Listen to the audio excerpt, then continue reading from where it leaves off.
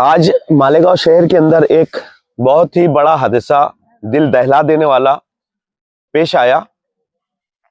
इस हादसे के अंदर मालेगांव शहर से 3-4 नौजवान पूना के लिए निकले थे। इनका कारोबार कालीन बेचने का था, जो कि शहर शहर जाकर कालीन बेचा करते थे। रात में तकरीबन 12:30 बजे के करीब में ये मालेगांव शहर से निकले और पूना के सिमत मनमाड़ रोड से जा रहे थे। उधर से एक लग्जरी आ रही थी। लग्जरी गाड़ी का नंबर MP70ZC 7799। इस लग्जरी ने एक पिकअप गाड़ी थी, जिस गाड़ी के अंदर कालीन भरी थी, और ये चारों लोग जो मालेगांव शहर से पूना की तरफ जा रहे थे, वो पिकअप का नंबर था MH12JF 7422। ये पिकअप गाड़ी के अंदर मालेगांव शहर के 4 लोग बैठे हुए थे। तकरीबन रात में 1 से 1:30 बजे के करीब में ये हादसा जलगांव चोंडी के पास पेश आया। ये मालेगांव की सिमत से जा रहे थे और उधर से लग्जरी आ रही थी।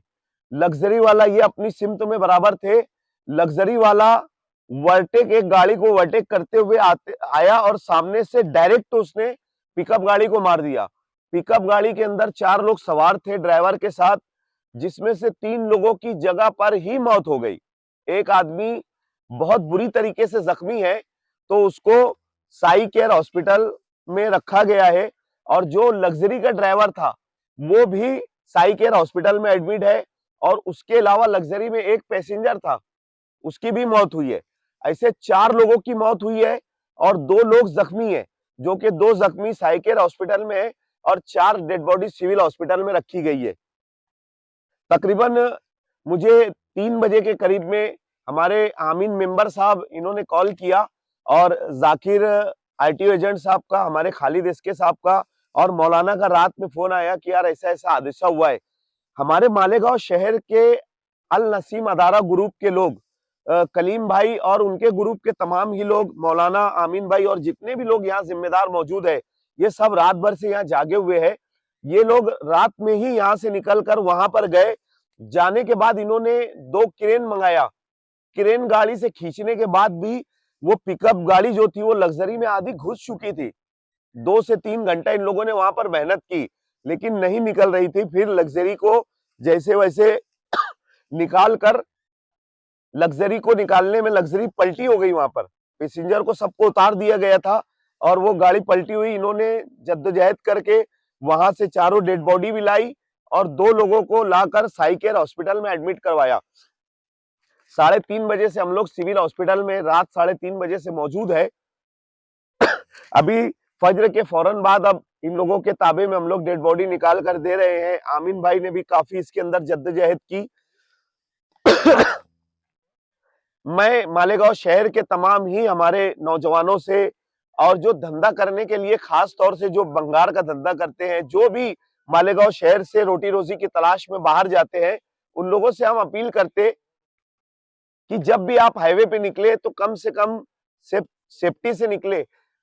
एक्सीडेंट एक हादसा है, वो अल्लाह की तरफ से लिखी हुई मौत है, हम उसको टाल नहीं सकते, लेकिन हमको हिफाजत करने का बोला गया है। ज्यादा 2 व्हीलर के ऊपर लोग हाईवे पे ना निकले। अभी हम लोगों के पास जो रिकॉर्ड आया है, हम लोगों ने सिविल हॉस्पिटल से निकाला और सभी पुलिस स्टेशन से माहिती अधिकार के जरिए हम लोगों ने रिपोर्ट निकाली, तो 3 साल के अंदर तकरीबन 550 लोगों की मौत हुई है। और अभी ये जो 8-10 दिन के अंदर मौतें हुई है, तो ये ऐसे, उस दिन भी एक स्टार होटल के ऊपर एक हादसा हुआ रात में। तकरीबन हमारे खालिद भाई ने, हमारे सोशल वर्करों ने, हमने उठाकर लाकर उनको लेकर निकाला। तो ये जो मतलब 8-10 दिन में जो मौतें हुई है एक्सीडेंट में, ये अलग। तो हम लोगों ने काउंट किया ना, तो एक दिन के अंदर, एक दिन आड़े एक मौत हुई है। मतलब 550 लोगों का अगर इंतकाल हुआ है, तो 3 साल 2.5 साल के अंदर एक दिन आड़े एक मौत हुई है एक्सीडेंट के अंदर। इतने मालेगांव शहर के अंदर इतने हादसा होते हैं, तो हम लोगों ने कम से कम अगर हाईवे पे निकल रहे तो हमारी सेफ साइड लेकर निकले, क्योंकि अभी ये 3 नौजवान एक ही गली के थे। अब ये जो जनाजे उठेंगे एक ही गली से उठेंगे। ये तो बेचारे रोटी रोजी की तलाश में गए थे, तो एक ही गली से ये उठने वाले, और तीनों की शादी हो चुकी थी। तीनों के छोटे छोटे बच्चे हैं।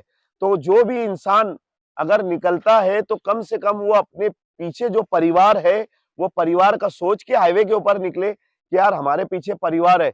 हम बस आप लोगों को नसीहत ही कर सकते हैं, इसके अलावा कुछ नहीं कर सकते। अल्लाह रब्बुल इज़्ज़त की बारगाह में हम लोग दुआ गो होते हैं कि अल्लाह रब्बुल इज़्ज़त ये जो लोगों का इंतकाल हुआ है, अल्लाह इनको जन्नतुल फिरदौस में आला से आला मकाम अता करे और इनके घर वालों को सब्र जमील अता करे। शुक्रिया।